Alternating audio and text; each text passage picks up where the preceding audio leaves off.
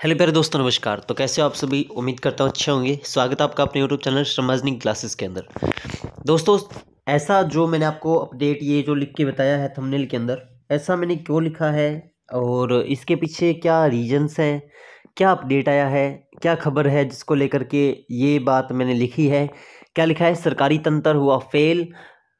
सभी के लिए आज की बहुत बड़ी खबर। पेपर में गड़बड़ी को लेकर एक मामला आया सामने, सब कुछ खत्म। ऐसा किसका कहना है? कब अपडेट आया है? कैसे अपडेट आया है? ऑफिशियल है, अनऑफिशियल है? वो सारा का सारा आपको इस वीडियो में देखने को मिलेगा। तो दोस्तों, वीडियो को बिल्कुल लास्ट तक जरूर देखना। वन बाय वन हम सारा अपडेट इसके अंदर डिस्कस कर लेंगे। तो चलिए दोस्तों, वीडियो को स्टार्ट करते हैं बिना टाइम को वेस्ट किए हुए।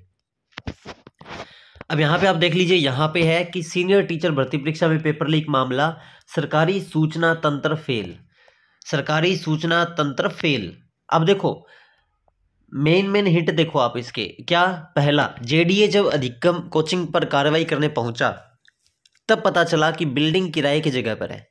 दीवार पर चस्पा पर्चे पर नंबर देखकर संचालक से अफसर संपर्क कर रहे थे। मोबाइल स्विच ऑफ था। मास्टरमाइंड सुरेश डाका का अब तक सुराग नहीं मिला है। अब देखिए, यानी कि उन्हें पहले ही सूचना ये मिली थी कि जो अधिगम कोचिंग इंस्टीट्यूट है उसकी बिल्डिंग खुद की है, लेकिन बाद में पता लगा कि वो किराए के ऊपर बिल्डिंग है।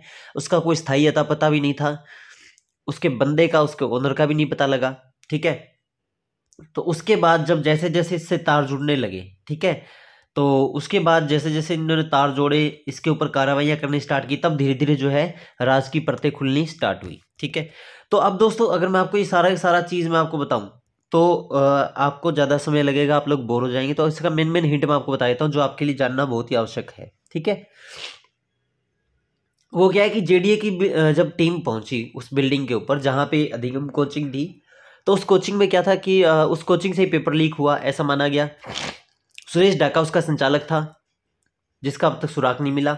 तो उसके हिसाब से मुख्य नियंत्रक जो है उन्होंने ये बताया कि अधिगम जिस बिल्डिंग में किराए से चलती थी वह अनिल अग्रवाल की है और सुख विहार के भूखंड संख्या 32-33 कुल 500 वर्ग मीटर में 2 आवासीय कॉर्नर भूखंडों के पास ये बनी हुई है। ठीक है।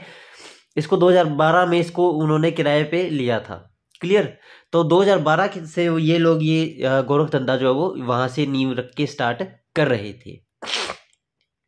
उसके बाद देखो, 24 दिसंबर को पेपर लीक हुआ। जेडीए को जानकारी अब मिली और बिल्डिंग के बजाय अफसरों का प्लान ही ध्वस्त हो गया। कैसे?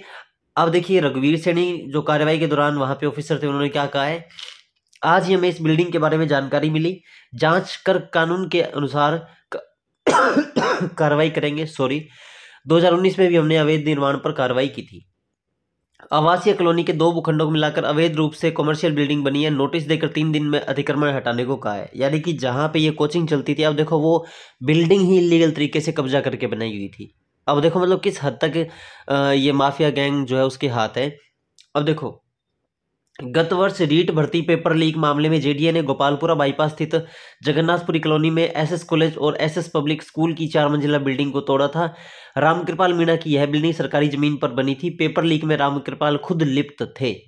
अब देखो, पहले रामकृपाल की बिल्डिंग को तोड़ा क्योंकि वो पेपर लीक में सहयोगी था। अब सुरेश डाका की बिल्डिंग को तोड़ने की तैयारी चली। क्यों? क्योंकि वो भी पेपर लीक में लिप्त पाया गया है, वो भी दोषी पाया गया है। तो मेनली यानी कि सजा दी जा रही है। ठीक है। कार्रवाइयाँ की जा रही है, इन्वेस्टिगेशन हो रही है, जांच पड़ताल, खोजबीन, पूछताछ जो है सब कुछ किया जा रहा है। इधर बिल्डिंग मालिक का दावा, निगम हर साल 1.25 लाख यूडी टैक्स ले रहा है। अब जो बिल्डिंग के जो मालिक है उन्होंने ये कहा है कि हम लोग निगम को लगातार 1,25,000 रुपए का टैक्स यूडी दे रहे हैं। अधिगम जिस बिल्डिंग में है उसके मालिक अनिल अग्रवाल का कहना है, मैंने 3 साल पहले कमर्शियल पट्टे का आवेदन किया था जो अब तक जारी तो नहीं हुआ, लेकिन कमर्शियल बिल्डिंग के नाम पर ग्रेटर निगम हर साल 1.25 लाख यूडी टैक्स ले रहा है। बिल्डिंग की 4थी मंजिल पर मेरा निवास है। बाकी की 3 मंजिल साल 2021 से उमंग कोचिंग को किराए पर दी हुई थी। उन लोगों ने उमंग के बाद बिना सूचना दिए अधिगम खोल दिया। यानी कि पहले वहां पे चला था उमंग कोचिंग इंस्टीट्यूट और उसके बाद उन्होंने उमंग से नाम चेंज करके अधिगम खोल दिया। इसके बाद कोचिंग संचालकों ने कोई एग्रीमेंट भी नहीं बनवाया। ठीक है। तो अब यहाँ पे आप लोग देख सकते हो, ये जो फोटो है, जो तस्वीर है, इसके अंदर है अधिगम कोचिंग के अंदर जो कार्रवाई कर रही है जेडीए टीम, उसके बारे में ये बताया गया है। ठीक है। कार्रवाई में देरी जानबूझकर तो नहीं, सवाल इसलिए। अब यहाँ पे देखो, अधिगम के हर सेंटर में प्रत्येक छात्र से रजिस्ट्रेशन के 1000 और फीस के 20,000 रुपये लिए गए हैं।